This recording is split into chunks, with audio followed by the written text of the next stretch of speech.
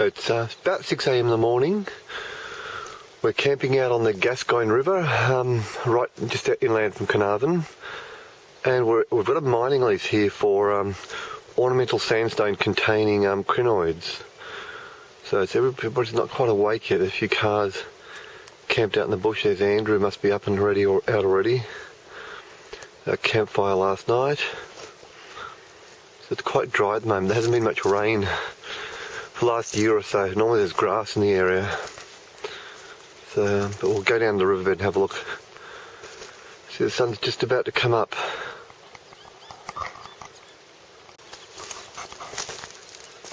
So here we are, just walking down to the river. You can see all these large plates of sandstone. If we dig far enough along and look hard enough, we actually find crinoids in them. The crinoids are a type of it's a starfish and a echinoderm, but like a starfish, has a stalk and a tentacle, and actually has a little holdfast that sticks to the ocean floor. But they can detach the holdfast and actually move around. We'll go into the riverbed here.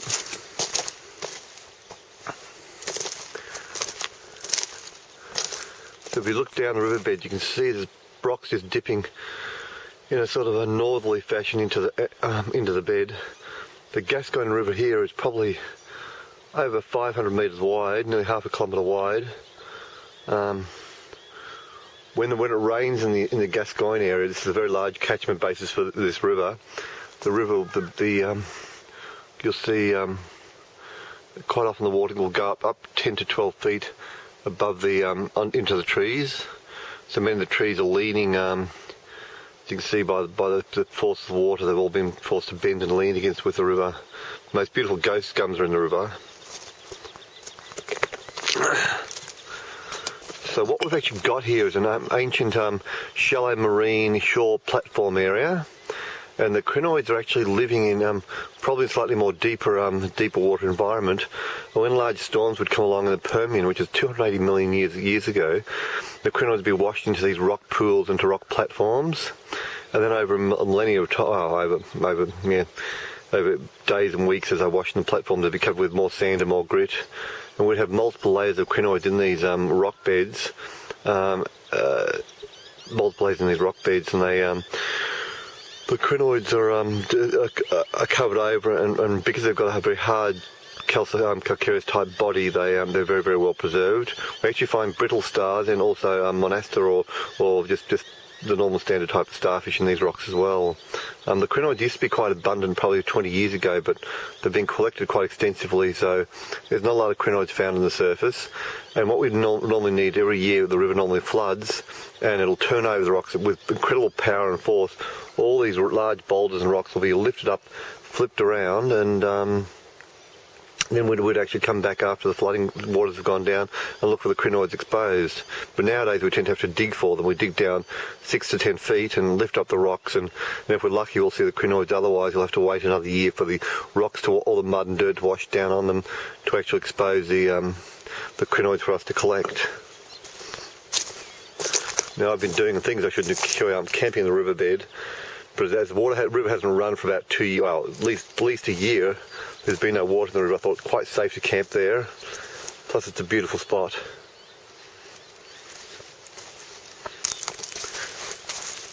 If you look on the rock face here, you'll see small bits of mostly brachiopods and small gastropods embedded in the rock. This tends to be how we find the crinoids.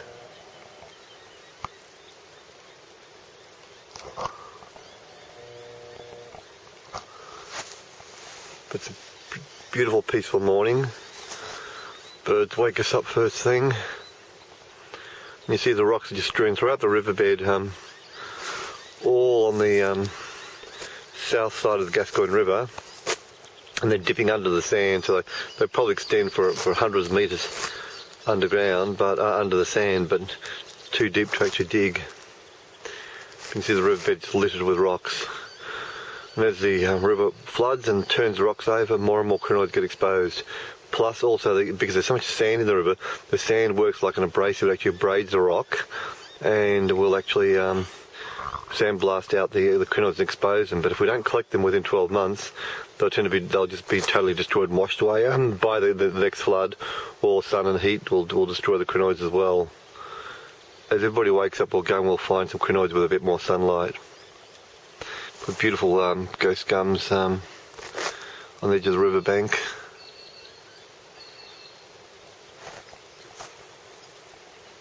Absolutely beautiful spot. So you see the riverbed goes on for a long, long way.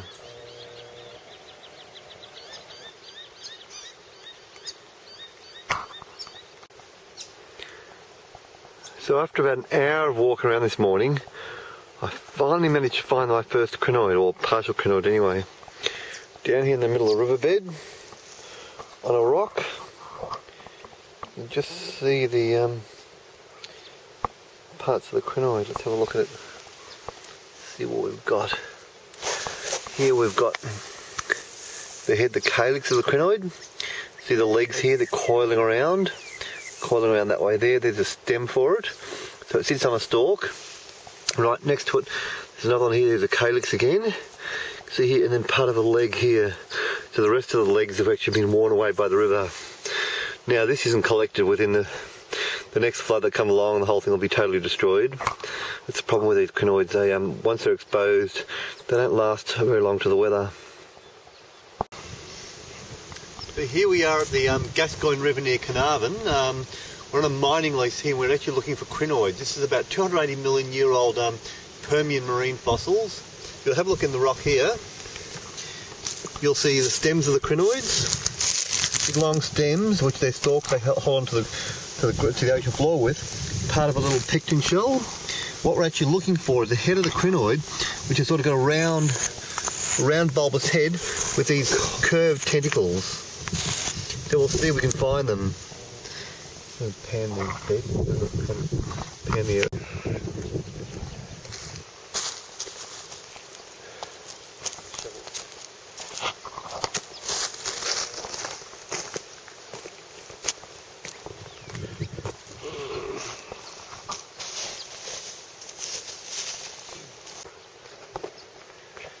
The Gascoyne River is about half a kilometre wide here, and the Permian marine sediments are called the Cundilago Formation. Dips in under the sand, and the points could be up to 20 to 30 foot deep. So we can only find the crinoids in these exposed rock formations. This is probably some sort of shallow marine platform, and all the crinoids were storm washed and thrown into these little rock pools, rock holes, or ancient stromatolitic structures where they're preserved and covered with sediments. Come over here. Sorry. Okay, come over here. We've got a rock here. See, little pieces of crinoid stems here, or broken, disarticulated pieces of crinoid. And right on the very edge, Andrew found a part of an ophiurid starfish, or a brittle star. You'll see the legs and they're broken off. Now, we may have found the other part in a previous year's dig. We quite often don't find these things until the rivers will actually wash down the sediments and expose them. Otherwise they're covered with mud and grit.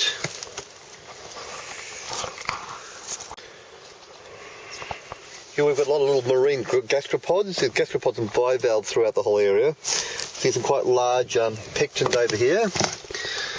They're starting to weather away.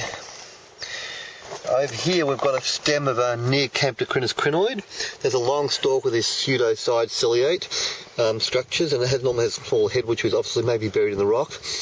But Andrew found part of a Monasta starfish here in the rock. So the starfish point here, should be another leg here, another one there and another one there. We'll cut it out, take it back to Melbourne, and Andrew will then prepare it out. That's a rough shape of what the starfish is going to look like. I mean, a lot smaller than the size, but we have to sort of measure it out roughly. So when we cut the rock around it, we'll cut about 12 inches both sides of it. Andrew's about to start up the rock saw.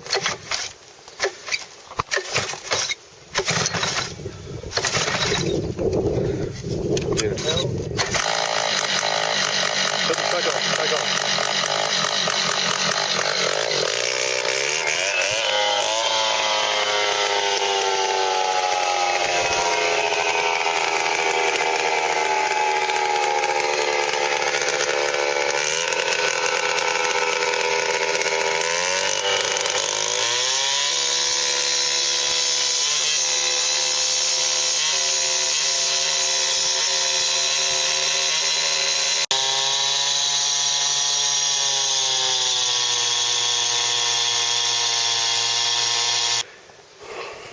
Here we are, we're further upstream around a normal camp area. We've got a very large plate of rock here, roughly 10 foot long, but there's at least two sections that have crinoids in it. If you have a look down here, you'll see the calyx of the crinoid slightly weathered. You see the legs here, and other legs just starting to pop out here. There's bits of stems, bits of calyx, bits of stems all over here, possibly some bryozoan corals associated with it here as well. Now as you can see here, the surface of the plate has been scoured by the river and the sand in the river. It's been sandblasting it. So everything on the top of this top layer has all been badly weathered. We've gone down between the cracks where we can see complete crinoids down below here, so we know there's going to be crinoids within the rock. If you look further along here, you'll see a lot more stem sections, parts of calyxes, crinoids that have totally weathered away, mud balls, more pieces of crinoid here and there. So we know we're going to have quite a large visual display specimen. But to prepare a specimen like this could take as much as 6 months of Andrew's time, just microscoping and air braiding it out. And the problem for us is too, it's quite a long way from camp, so we have to bring a machine in here to take the piece out, which is really quite a lot of work and very expensive thing to do. Very rare to find a plate this large. We haven't found them like this for many, many years.